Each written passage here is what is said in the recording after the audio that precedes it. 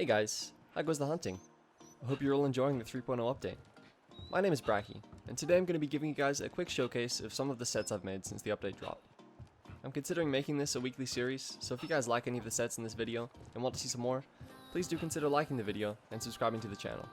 We're super close to 100 subs now, and I have something special planned for when we reach that goal, so please look forward to that. And one final note before we get started, if you have any specific requests for a weapon or armor set you'd like to see covered in an upcoming video, or have a build of your own that you'd like to share, please let me know in the comments, and I'll try to include them in the next build video. The builds I feature in these videos will vary between meta and casual level play, because I think what really matters most is having fun with whatever set you're using. But anyways, without further ado, let's get into today's first build. The first build I've got for you today is a comfortable longsword set running the Phantom Mirage longsword from Kamura's. The talisman I'm using is a quick sheath level 2 with a triple, a double, and a single slot. Don't be concerned if you don't have this charm though. A quick sheath level 2 charm with a 2 slot will also work for this set at the cost of 1 point into handicraft, which would still leave you with 20 hits of wide sharpness. For the rampage skill, we'll be using the attack boost 3, as the Kamura's soul rampage skill is unfortunately quite inconsistent. With my skill set shown here, our weapon reaches 261 raw before buffs, with 30% affinity, as well as 30 hits of wide sharpness. If we include weakness exploit and maximum at 1, our affinity is sitting at a nice 90%. I find this set to be pretty well balanced and enjoyable to use. Its raw DPS output rivals that of the Tigrex longsword, but the bonus for Kamura's is that we have more freedom to play with the sharpness. If you don't have the charm I have, but you still want to get more sharpness to make the set more comfortable to use, at the cost of a small amount of DPS, you can swap your Anjanath coil with the Chrome Metal coil. Then simply remove all of your attack boost decorations and slot in 2 critical eye decorations and a handicraft decoration to bring your total affinity on weak points up to 100% and your sharpness up to 30 hits of white. This version might be better for you if you're not yet confident in using the longsword.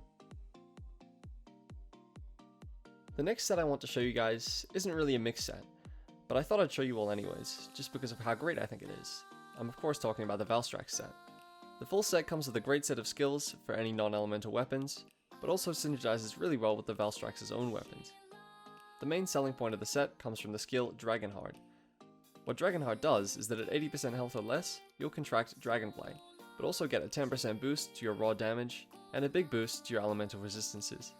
On top of this, the set also includes Resentment, which increases your raw damage when your health bar is partially red after taking a hit, as well as Resuscitate, which increases your raw by a whopping 20 points when you're suffering from an abnormal status effect. When all 3 of these skills proc together, it can make for some pretty crazy numbers, so I highly recommend you check this set out. The best part is that it's super easy to make, and doesn't require any talismans at all to get the main 4 skills, which even include weakness exploit. It has plenty of slots to mess around with, so I encourage you all to come up with your own variations of the set. My version runs the Nargacular longsword, which comes with 30 hits of base white sharpness and 40% affinity. That means that with the same talisman that I used in the Kamura's set, I'm able to add crit boost 3, quick sheath 3, and attack boost 4 to the set. With these skills, I'm able to reach 219 raw before buffs, with 90% affinity on weak points and plenty of wide sharpness. It truly is a great set on its own, and the individual pieces are all really strong too, so I had to show it off to you guys.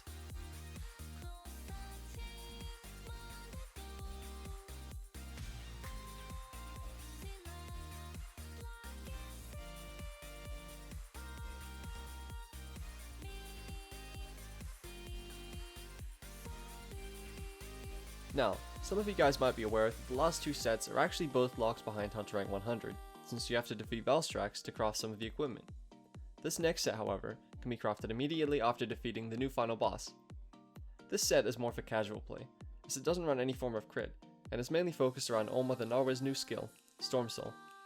What the Stormsoul skill does is that at level 5, it adds 2 points to each individual armor skill you have equipped, excluding the ones on your talisman and weapon.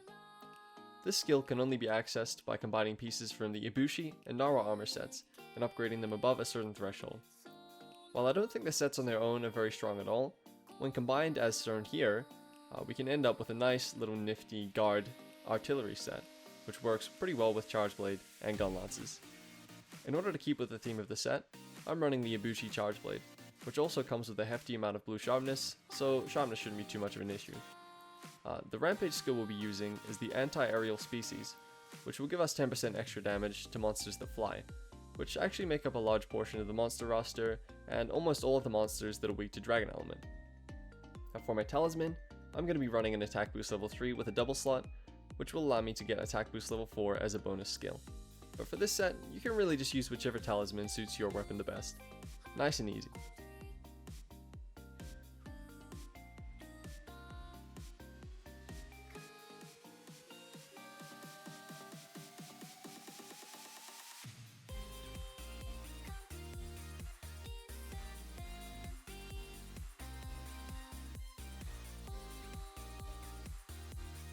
Now for the last set of the video, I picked the Deora Sword and Shield, since I personally love the design of the Kushala weapons, and I think they're actually quite decent with the right setup.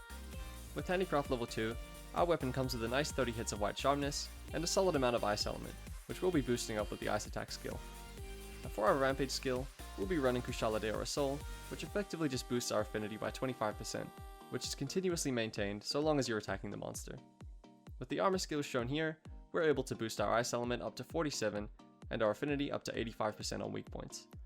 When latent power it procs, our affinity will reach 95%. High affinity is also important to this set because we're running Master's Touch, meaning we need to continuously be critting the monster in order to maintain our sharpness. The talisman I'm running on this set is an attack boost level 3 with a double slot, but if you don't have this, you can actually get away with using almost any other talisman at the cost of some of the points into attack boost. The alternative set I'm using simply runs a Slugger 2 Ice Attack 1 charm with 2 single slots. This allows me to slot in some extra speed sharpening decorations, and also get an extra 2 points into Slugger for some more KO power. Ultimately, this is a nice, user-friendly Ice Sword and Shield set, the only drawback being that it requires 3 Master's Touch jewels, so yeah, have fun crafting those.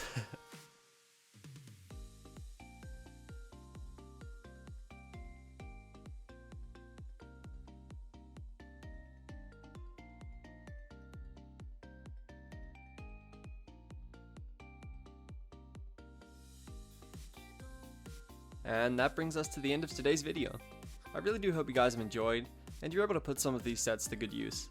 These videos do take some time to make, so all of you guys' support has really helped me keep pushing these videos out, so thanks for that. Finally, like I said at the beginning, if you guys have any requests for a weapon or skill you'd like to see on a mix set, please let me know in the comments below, and I'll try to keep making some more nice sets for you guys. Anyways, I hope you guys have enjoyed the video, and as always, thanks for watching.